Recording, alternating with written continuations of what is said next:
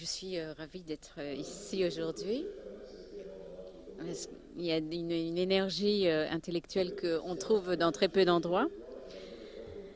Et alors, le papier que je vais présenter, donc comme Michelina l'a très bien dit, c'est un papier qui va avoir trait à la question du choix. Et ce qui m'a amené en fait à cette question du choix, c'est la phobie de l'engagement. C'est ce thème dont on parle beaucoup aux États-Unis, qui qui a l'air d'atteindre plus les hommes que les femmes, et qui, à mon avis, aujourd'hui atteint les hommes autant que les femmes, et qui fait qu'en fait, on ne peut pas s'engager, on ne peut pas choisir une relation. Et donc, ce qui m'a intéressé, c'était de savoir qu'est-ce qui, dans le mécanisme de la volonté et du désir, s'était enrayé. Qu'est-ce qui avait changé? Donc voilà, là je vous explique en fait la démarche intellectuelle générale qui m'a amené à examiner cette question du choix, parce que c'est, à mon avis, le choix qui a enrayé cette mécanique du désir et de la volonté.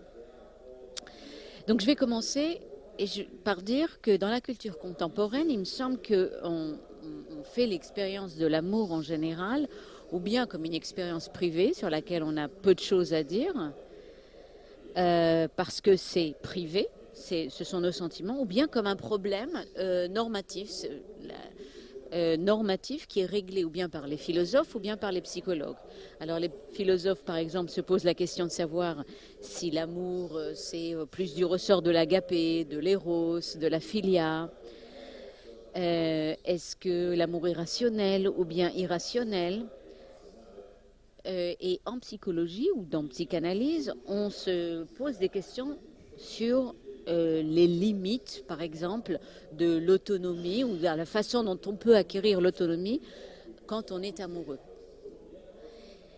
L'approche que je préconise ici est une approche sociologique. Et cette approche a pour but de comprendre l'expérience amoureuse en dehors des cadres et des schèmes normatifs.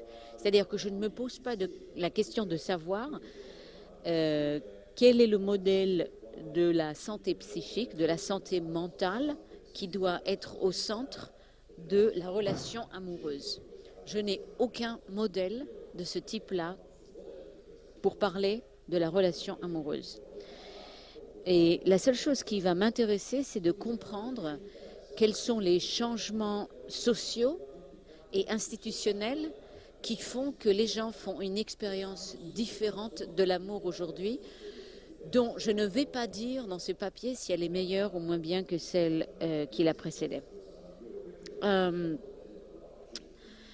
Donc, je vais commencer par dire qu'il me semble que dans la culture prémoderne, l'amour est vécu comme un événement. Aujourd'hui, il se vit essentiellement sur la modalité du choix. Et ça, en fait, ça me semble être la différence fondamentale entre le passé et le présent. Et la question du choix amoureux se pose avec une insistance particulière avec l'événement de la modernité, parce que c'est précisément par le choix que se forme un des grands axes de l'individu moderne, tant dans la sphère du politique, c'est-à-dire dans le vote, de l'économique, c'est le comportement de l'acteur économique rationnel, dans la consommation, puisqu'il s'agit le bon consommateur, c'est celui qui choisit bien, et finalement et principalement dans la sphère émotionnelle, puisque les relations sociales aujourd'hui se conçoivent comme des relations définies par les choix personnels. Nos amis, nos amours et peut-être même maintenant nos familles sont le plus ou plus des objets de choix. Le choix est donc une des dimensions fondamentales pour comprendre la pratique et la conceptualisation de l'individu moderne. Et donc, ce que je vais proposer, c'est de dire, en tant que sociologue, c'est cette architecture, ce que j'appelle l'architecture et l'écologie du choix, qui ont changé. Et je vais expliquer ça. Et en fait, donc, ce que je vais dire, c'est que il s'agit de faire de la notion de choix amoureux un objet de connaissance sociologique conçu donc comme une structure variable. Alors, je vais introduire mes deux notions clés, c'est l'écologie et l'architecture du choix. L'écologie du choix, on n'y pense pas, mais en fait, ce sont les contraintes objectives qui nous font choisir un objet plutôt qu'un autre. Et ça répond à la question, qu'est-ce que dans la structure spatiale ou sociologique de mon environnement me pousse à faire certains choix et pas d'autres? Par exemple, vous savez que dans beaucoup de groupes humains, dans tous les groupes humains en fait, il y a des règles d'endogamie qui spécifient le degré d'éloignement que deux membres d'une même famille doivent observer pour pouvoir se marier entre eux. Donc des cousins germains aujourd'hui dans nos sociétés ne peuvent pas se marier entre eux, alors qu'il y a beaucoup de sociétés où deux cousins germains, ou voire même un frère et une sœur, peuvent se marier. Donc ça, ce sont des règles d'endogamie, c'est un exemple de l'écologie du choix. Donc ce sont des règles qui contraignent le choix. Ou bien encore, la publicité, ça fait partie aussi de ce que j'appelle l'écologie du choix, puisque la publicité peut influencer notre consommation. L'autre notion qui est tout aussi centrale, c'est la notion d'architecture du choix. Et l'architecture du choix, ça c'est une notion qui n'a pas été, à mon avis, suffisamment développée. Et c'est la façon dont on va construire culturellement et cognitivement le choix. C'est-à-dire qu'on a tendance à penser que choisir, c'est la même chose, partout, tout le temps, puisqu'un choix, c'est un choix. Mais non. En fait, je crois que les modalités même du choix vont changer. Par exemple, pensez au fait qu'il y a beaucoup de choix aujourd'hui qui de plus en plus sont conçus en tant que risque. On pense à des choix en termes... Si vous allez voir votre médecin et que vous devez subir une intervention chirurgicale, on va maintenant vous donner des chiffres, des statistiques pour vous dire il y a 30% de chances pour que ça réussisse, 70% pour que ça ne réussisse pas. Vous choisissez maintenant si oui ou non vous voulez ou bien subir cette intervention ou bien non. Ça ne se faisait pas il y a seulement 30 ou 40 ans. On ne présentait pas un choix ou une opération chirurgicale en termes de statistiques. Donc on voit bien qu'il y a quelque chose dans l'imaginaire culturel qui est associé au choix, à un choix médical qui change. Et donc, dans cette même veine, d'ailleurs, il est intéressant de noter que le mariage moderne se conçoit aujourd'hui de plus en plus comme une entreprise risquée. On parle aujourd'hui de risque, mais c'est un risque à dommages limités, puisque contrairement au passé, on peut dissoudre le mariage aujourd'hui. Un autre élément de l'architecture du choix, ce serait de savoir comment il se conçoit dans la relation en général qui lie l'individu à la société. Le sujet qui fait un choix, par exemple, est-ce que ce sujet suit des préceptes collectifs ou bien ses désirs privés? Par exemple, le mariage traditionnel est conçu comme un choix familial qui occupe une place. Donc ce choix familial est très important dans des stratégies dynastiques ou dans des stratégies de mobilité de groupe, de famille, alors qu'aujourd'hui, le choix est perçu comme strictement privé. Et je dirais même qu'on a l'opposé. Si quelqu'un faisait un choix marital pour des raisons de famille, on trouverait que c'est totalement pathologique et même anomalique, alors que c'était la situation totalement inverse il y a 300 ans. Un troisième exemple des composants de l'architecture du choix, ça serait de savoir comment est-ce que le sujet établit la vérité de sa décision, quand on a pris une décision. Par exemple, comment est-ce qu'on va savoir que c'est le bon choix? Est-ce qu'on va faire un calcul économique en évaluant les coûts et les bénéfices de deux options possibles? On va se dire, c'est celui-là qui me coûte moins, donc c'est ça que je vais choisir.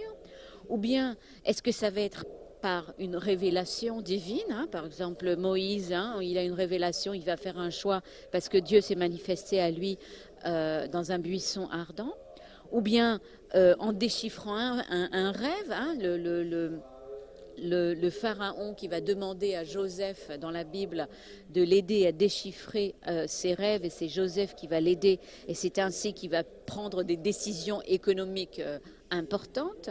Donc je ne porte aucun jugement, je dis simplement qu'il y a des modalités différentes pour établir la vérité d'un choix. Et finalement, je vais donner un dernier exemple. Quelles sont les techniques par lesquelles on va faire un choix? Est-ce qu'on va, par exemple, explorer l'inconscient quand on va voir un psychologue pour décider si oui ou non on doit divorcer? Est-ce qu'on va consulter un rabbin, un psychologue, un expert financier? Ou bien est-ce qu'on va suivre son intuition? Donc, tout ce que je veux dire la seule chose que je veux dire par ces exemples, c'est que le choix n'est pas un invariant cognitif comme la psychologie ou l'économie voudraient qu'on le croie, mais c'est aussi une catégorie sociale et culturelle qui change. Donc, ça veut dire que la notion de choix n'est pas liée à la norme de l'émancipation de la liberté. Pourquoi je dis ça? Parce que dans le contexte de l'amour, on a toute une tradition qui dit que, d'ailleurs chez les historiens, qui dit que le capitalisme a libéré les acteurs du joug, du poids de l'autorité parentale, et ainsi permis aux jeunes de choisir leur conjoint librement selon leurs sentiments. C'est la thèse que, par exemple, Edward Shorter défend, mais c'est aussi la thèse que Luc Ferry, qui est un philosophe que j'admire beaucoup, a aussi défendue. Et donc, l'idée, c'est que désormais déchargé de la contrainte économique et sociale que représente l'économie prémoderne, qui les forçait à suivre l'autorité parentale pour pouvoir hériter ou des parents, les hommes et les femmes modernes peuvent désormais s'aimer librement. Et donc, dans cette perspective, le choix au conjoint est vu comme un droit au choix, comme une libération des contraintes économiques et sociales. Ce n'est pas du tout ce que je dis. Attention, je ne suis pas du tout en train de dire que le choix est devenu l'expression du mouvement glorieux de la liberté et qu'il serait une sorte de force irrésistible balayant sur son passage les impératifs économiques et sociaux. La perspective que j'offre ici est différente. Si pour le philosophe, la liberté est une valeur morale, pour le sociologue, elle est une pratique organisée et institutionnalisée. Et il me semble que c'est en fait un des grands enseignements de Michel Foucault, qui a très bien montré que dans le passage de société traditionnelle à une société moderne, il n'y a pas toujours forcément passage de la contrainte à la liberté, mais aussi une réorganisation du rapport entre contrainte et liberté. La liberté est donc, selon Foucault, un dispositif social organisé dans des institutions qui a des règles et qui a des lois. Et donc, ce que je vais vous proposer, c'est en fait 4 grands changements dans ce dispositif de la liberté amoureuse. Je commence avec le premier grand changement. Jusqu'au XIXe siècle, c'est-à-dire jusqu'à l'avènement d'une économie où les hommes, et seulement beaucoup plus tard les femmes, ne dépendent plus de la terre pour travailler, les hommes avaient besoin de la famille pour accroître leur propriété et pour survivre économiquement. Les hommes, encore plus que les femmes, avaient besoin de la famille pour une raison supplémentaire. Et ça, c'est très intéressant. Ils en ont besoin pour propager leur nom et pour exercer leur pouvoir sur des enfants, sur des domestiques et sur une femme. C'est la définition même de la patriarchie, en fait. Donc, en société patriarcale, les hommes ont absolument besoin de la famille. Et non seulement parce que c'est ce qui leur permet d'affirmer leur autorité en tant qu'hommes, mais c'est aussi parce que par la famille, ils vont opérer une des opérations, si ce n'est souvent l'opération financière, enfin économique, la plus importante de leur vie. Or, quand le capitalisme commence, les hommes se mettent à travailler dans la sphère capitaliste, la famille se privatise, c'est un mouvement historique qu'on connaît bien, et la famille devient une unité non économique et purement émotionnelle. Et ce sont les femmes qui en deviennent responsables. Du coup, les hommes sont engagés dans la sphère économique de façon qui ne dépend plus de la famille. C'est ça un des très grands changements de la relation amoureuse au XXe siècle. Plus exactement, les hommes, beaucoup plus tôt que les femmes, vont dissocier la famille de la stratégie économique. La famille devient en quelque sorte une option qui n'est plus vraiment nécessaire à l'existence économique et sociale de la masculinité. La famille, la relation stable deviennent une option dans le menu, ce que j'appelle le menu de la masculinité, précisément parce que les hommes, désormais engagés dans l'économie capitaliste, ne sont plus dépendants de la famille comme sphère économique.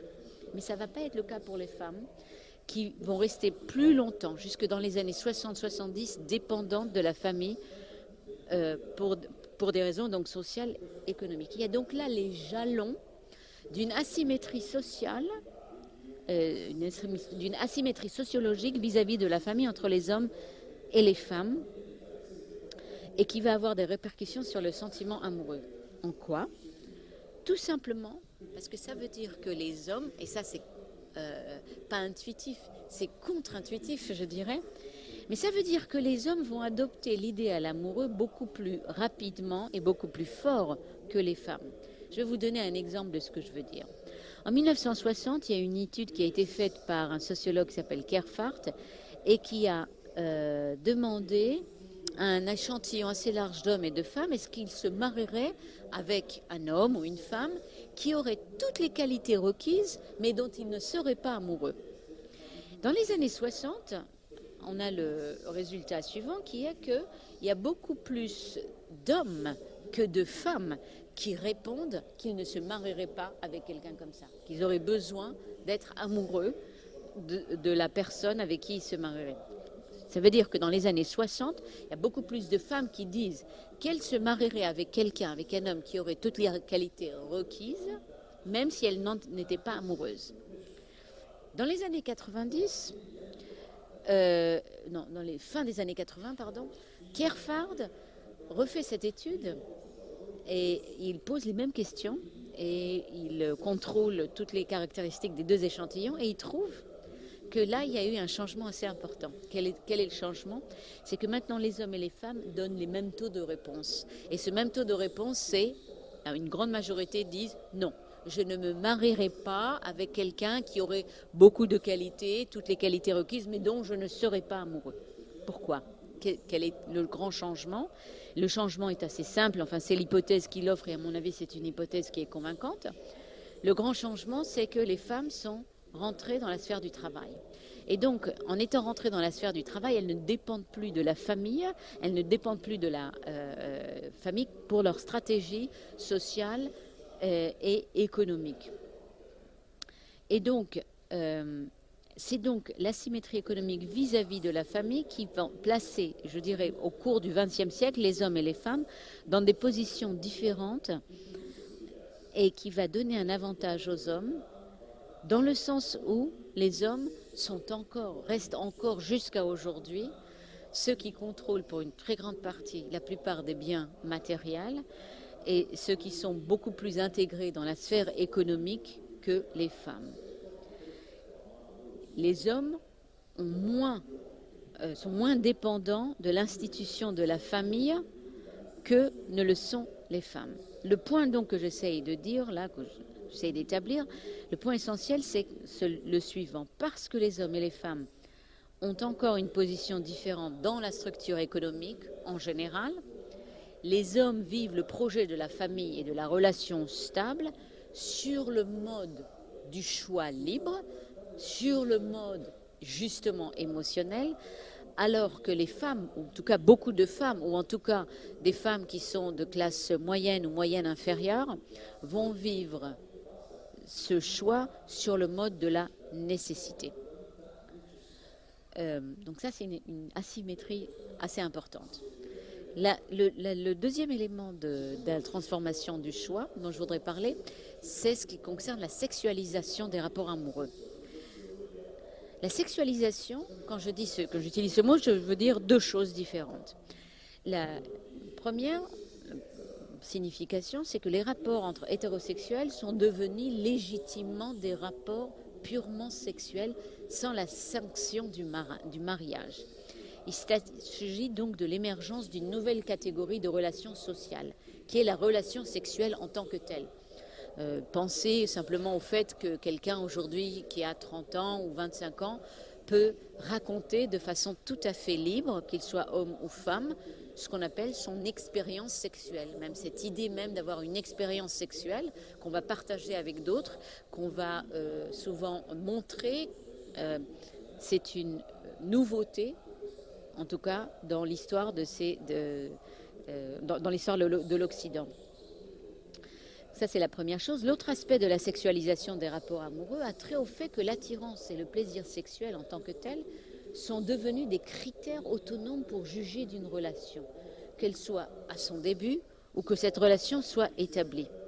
Donc le plaisir sexuel, c'est devenu un critère en soi autonome en tant que tel.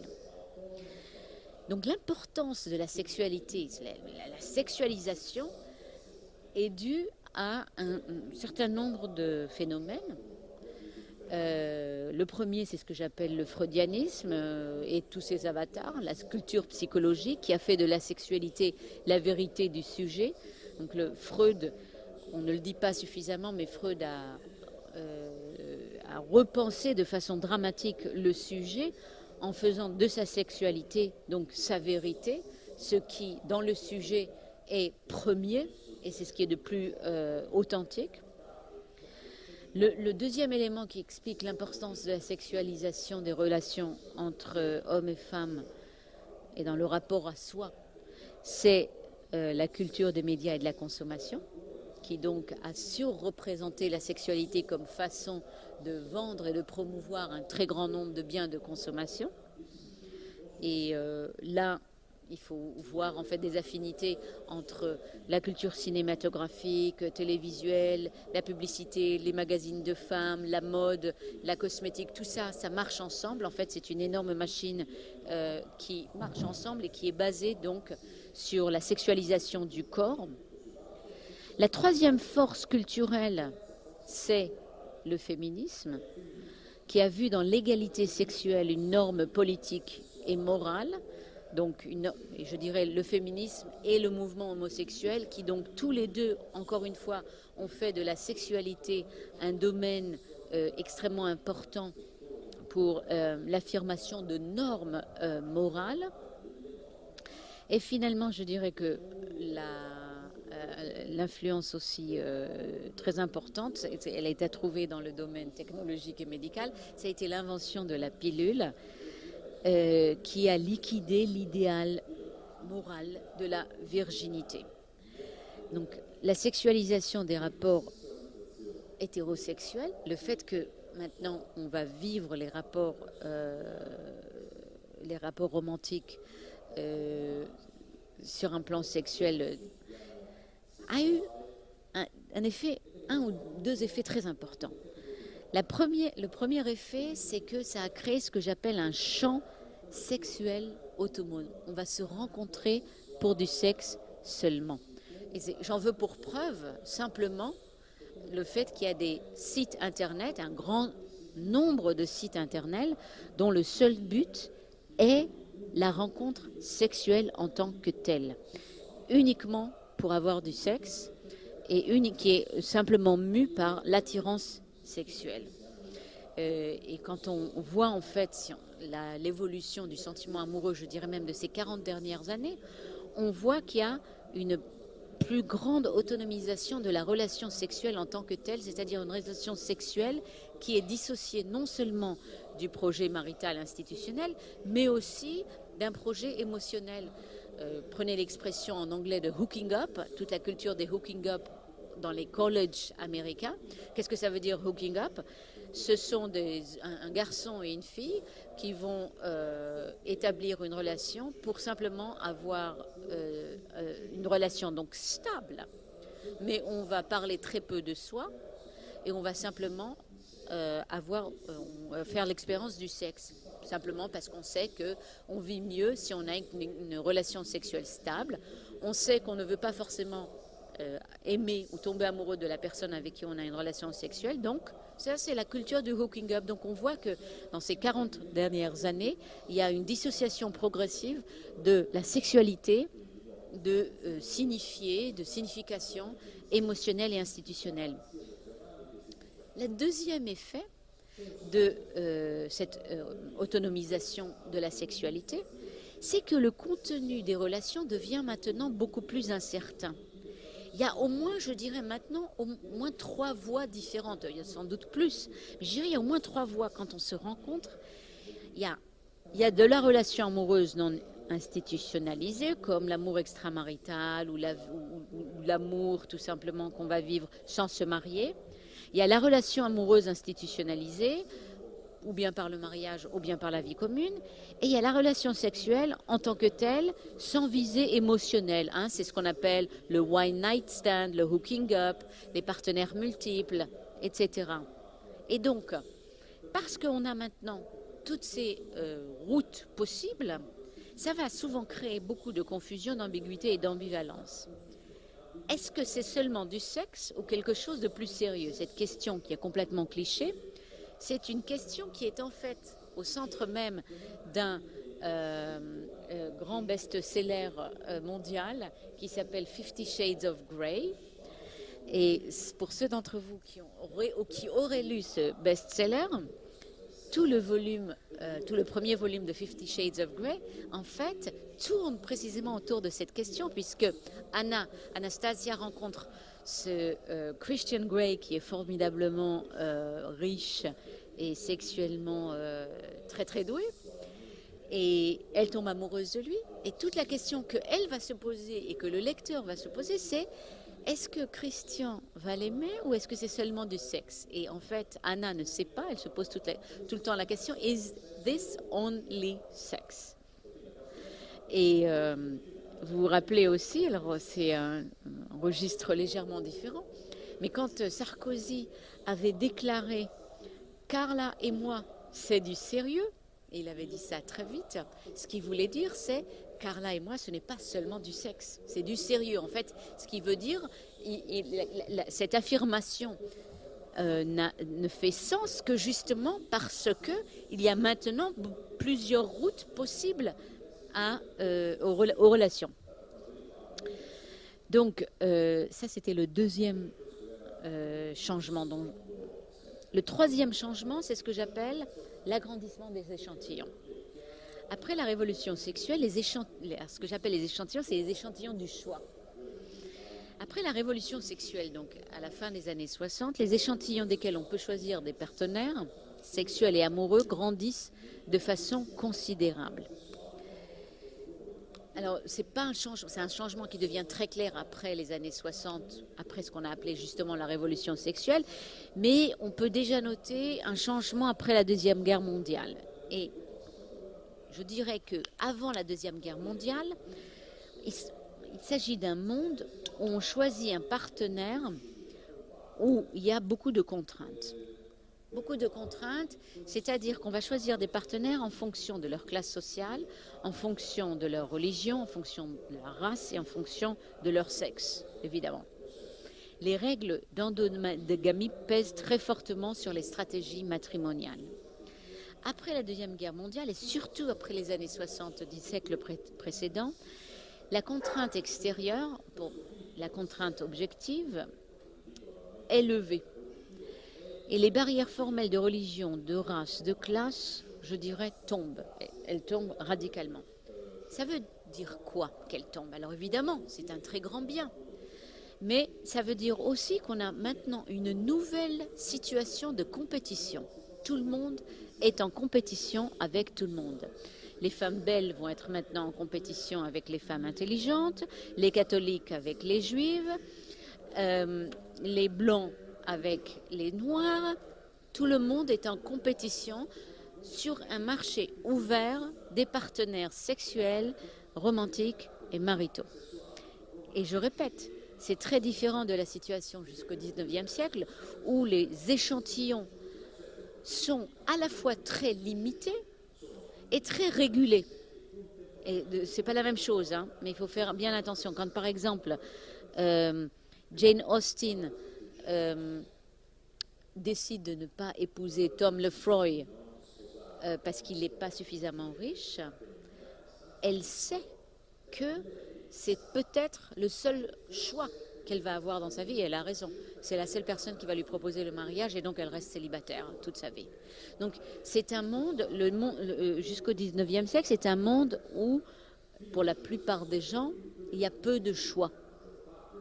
Et c'est une situation qui va changer dans la modernité où, comme je le dis, les échantillons de choix grandissent considérablement.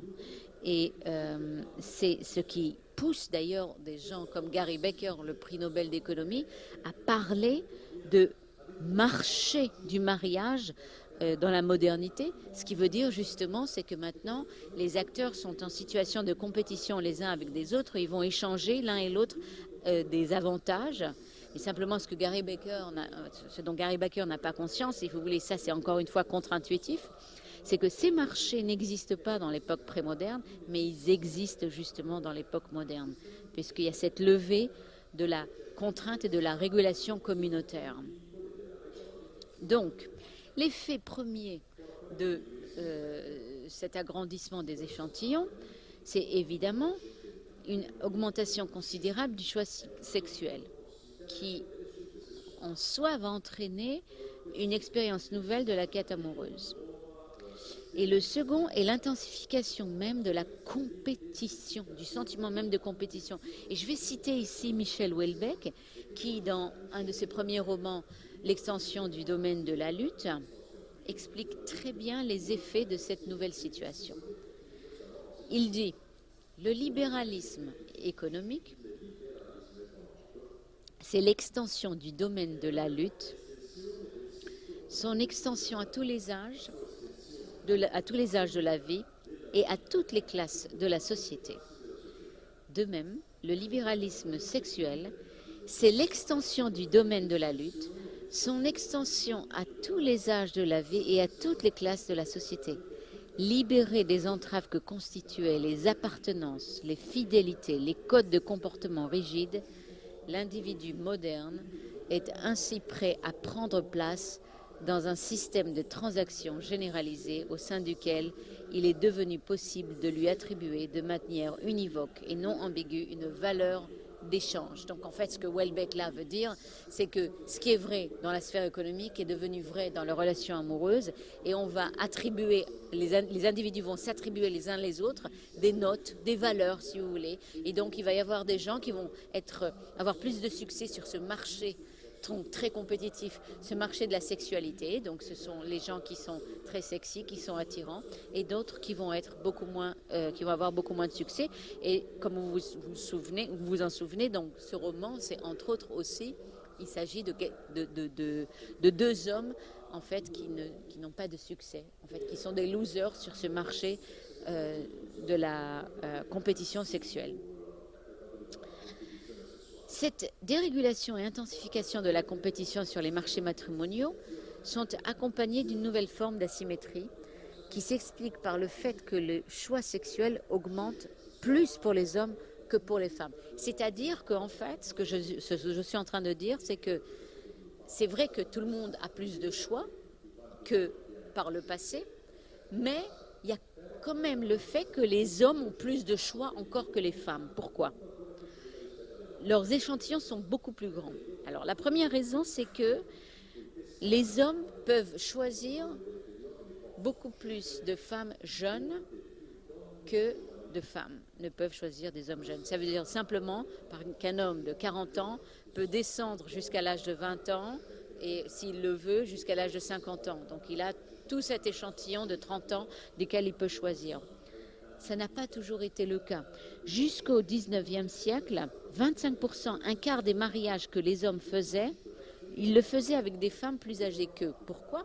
Parce que les femmes plus âgées qu'eux étaient très souvent susceptibles d'avoir plus de capital. Elles avaient travaillé plus longtemps, par exemple à leur terre, elles avaient travaillé la terre, elles étaient plus susceptibles d'avoir économisé plus d'argent. Et donc, Et donc je dirais que l'impératif de la jeunesse fait que les hommes disposent de plus grands échantillons. Et la deuxième raison, c'est que les hommes peuvent attendre plus longtemps pour vouloir et pour avoir des enfants. Et là encore, il s'agit d'un changement historique important parce qu'au XIXe siècle, les hommes veulent, jusqu'au 19e siècle, les hommes veulent des enfants pour pouvoir juste perpétuer leur nom, pour propager leur nom. C'est un aspect essentiel de la masculinité et de la patriarchie. Aujourd'hui, au XXe siècle, le travail social et culturel de vouloir des enfants, ce sont les femmes qui en ont charge. Donc, il ne s'agit pas du tout de vouloir naturellement pour des raisons biologiques, comme beaucoup de biologues voudraient qu'on le croie. C'est pas que les femmes veulent naturellement des enfants, mais c'est que ce sont aujourd'hui elles qui sont responsables, beaucoup plus que les hommes, de vouloir et d'avoir, non seulement d'avoir, mais de vouloir des enfants. Donc ça veut dire que dans le processus du choix, les femmes doivent décider plus vite et plus tôt. Si ce sont elles qui sont responsables d'avoir des enfants, elles vont vouloir clore le processus de quête plus tôt que les hommes. Donc ça veut dire que les hommes ont plus de temps pour décider en fait. Le quatrième changement, avant de conclure, c'est qu'on observe dans la modernité une grande multiplication des critères pour choisir ses partenaires. On choisit aujourd'hui en fonction de l'attirance physique, la bonne entente sexuelle, le statut social, l'éducation, les intérêts communs, l'intimité émotionnelle, la capacité de partager des goûts en commun et la capacité de communiquer. Tout ça représente à la fois une élaboration et une multiplication des critères d'évaluation des partenaires. Alors, on a tendance à dire que le mariage traditionnel était rationnel, alors que le mariage moderne serait émotionnel. Mais en fait, c'est une fausse dichotomie, parce que si on retient la définition weberienne de la rationalité, qui est d'approcher le monde, c'est une approche cognitive du monde en termes de règles et de catégories abstraites, en fait, je dirais que la relation amoureuse moderne est beaucoup plus rationalisée et beaucoup plus rationnelle que l'approche prémoderne. Pourquoi? Parce que dans la prémodernité, quand on choisissait quelqu'un, on choisissait en fonction de critères, je dirais, très globaux, très peu élaborés. Hein, une mère qui devait choisir quelqu'un pour son fils disait, on me dit qu'elle a une bonne figure et qu'elle a un bon caractère. Qu'est-ce que c'était un bon caractère? C'est quelqu'un qui sourit, qui est agréable. Et qu'est-ce que c'est une bonne figure? C'est quelqu'un qui n'est pas bossu, qui ne souffre pas de difformité ou qui n'est pas particulièrement hideux. Donc les critères, je dirais, étaient assez minimaux et rudimentaires pour juger de l'acceptabilité d'un partenaire. Or, en situation de modernité, je dirais que on va se poser des questions beaucoup plus raffinées, beaucoup plus élaborées. Et toutes les questions kitsch qui sont posées dans les magazines de femmes, c'est-à-dire comment savoir si c'est vraiment l'homme de vos rêves, ont trait au fait que les sujets modernes disposent désormais d'échelles d'évaluation multiples qui découlent de la rationalisation du sentiment amoureux et qui vont rendre beaucoup plus difficile l'identification donc du sentiment amoureux. C'est justement parce qu'on a beaucoup d'échelles d'évaluation très différentes qu'on va justement devenir beaucoup plus confus. J'ai ce partenaire qui est sexuellement extrêmement doué, mais avec qui je n'ai pas de conversation extrêmement intéressante. Donc tout ça, ça crée beaucoup de confusion. Donc je dirais que le désir va se vivre maintenant, le désir amoureux se vit maintenant sur le mode d'un système de goût et d'affinité rationalisé qui a peu de rapport avec le désir aveugle, la passion aveugle et très intense qu'on connaît dans la littérature et la poésie jusqu'au début du XXe siècle. Pour conclure,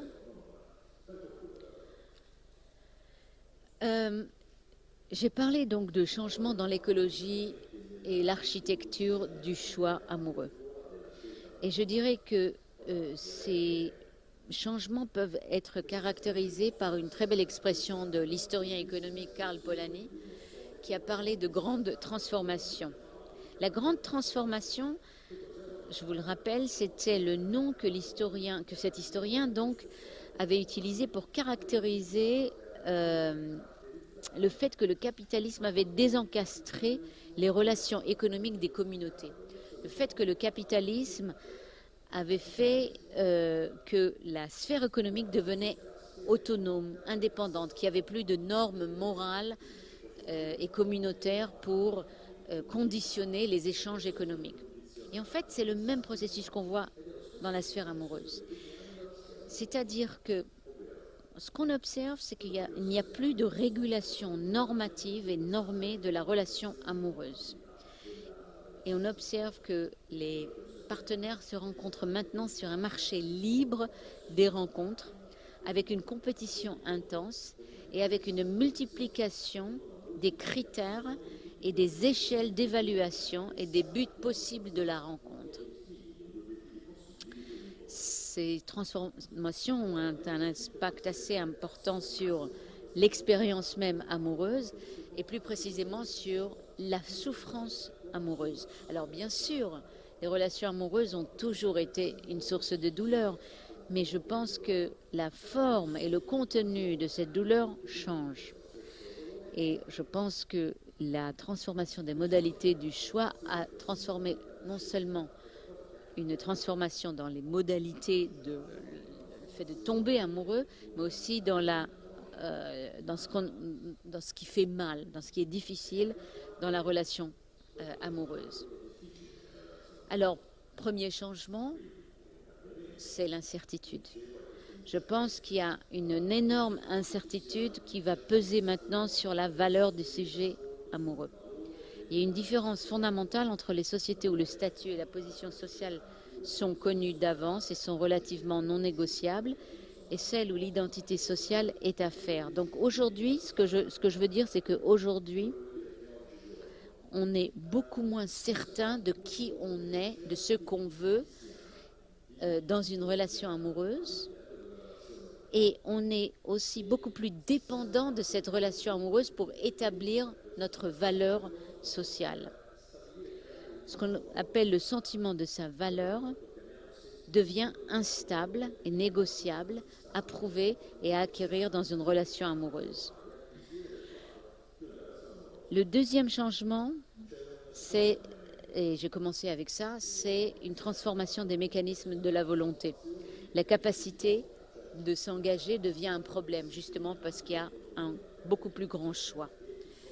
Donc le fait qu'il y ait une dérégulation morale du mariage, de la relation stable, le fait qu'il y ait un déséquilibre économique entre les hommes et les femmes, tout ça a pour effet de créer des asymétries entre hommes et femmes qui va faire que les hommes vont contrôler beaucoup mieux les termes de la rencontre sexuelle et romantique.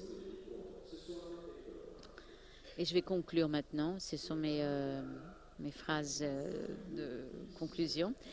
C'est que dans l'Occident, la passion amoureuse a été l'affirmation d'une forme particulière de l'individu, qui a été conscient de sa singularité et soucieux d'aménager la singularité d'un autre. On ne peut pas penser au grand projet de l'individualisme sans penser au projet amoureux. C'est différent de l'Inde ou de la Chine, où l'amour a été beaucoup plus structuré par le religieux, alors qu'en Occident, l'amour a été vraiment un très grand vecteur d'individualisation et de sécularisation, je dirais aussi. C'est par l'amour que le projet de l'individu prend sens et a une valeur morale. L'Occident amoureux justifie les revendications de l'individu à son individualité par la force d'une passion qui se définit comme étant non institutionnelle. Mais on peut se demander si désormais ce qui a été la force morale de l'amour n'est pas remis en question avec la multiplication des choix amoureux. Quand l'individu se trouve en situation d'abondance sexuelle, c'est le fondement moral même de l'individualité de l'âge classique qui se transforme et se dérègle. La relation à son propre désir change. Ce désir ne se vit plus dans la clarté de ses visées impérieuses, mais se vit très souvent, ou de plus en plus souvent, dans la confusion, dans le multiple, dans l'ambivalence. Le désir n'est plus animé par le principe de rareté, et face à une situation permanente d'abondance, il voit sa propre mécanique s'enrayer. Comment aime-t-on quand on a le sentiment que quelqu'un de mieux, par exemple, peut surgir à tout moment, quand les échantillons du choix s'élargissent, quand la longévité fait que l'on est sur un marché sexuel jusqu'à un âge avancé? L'amour prémoderne, précisément parce qu'il était l'affirmation d'un point de vue moral, avait la force de remettre en question les normes et les règles qui le limitaient. Et c'est précisément le fait que l'amour avait une force morale qui est remis en question aujourd'hui. L'amour a joué un grand rôle dans l'utopie émotionnelle durant lesquelles la figure de l'individu était en gestation, mais cet individu ou cet amour est désormais devenu un problème qui est pris en charge uniquement par des institutions thérapeutiques psychologiques. La raison essentielle pour laquelle les gens vont consulter un psychologue aujourd'hui, c'est à cause de ce qu'on appelle vulgairement un problème amoureux.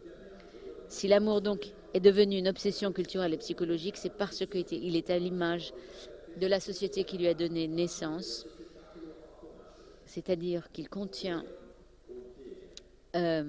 l'expérience de l'abondance, de l'accumulation et du choix. Merci.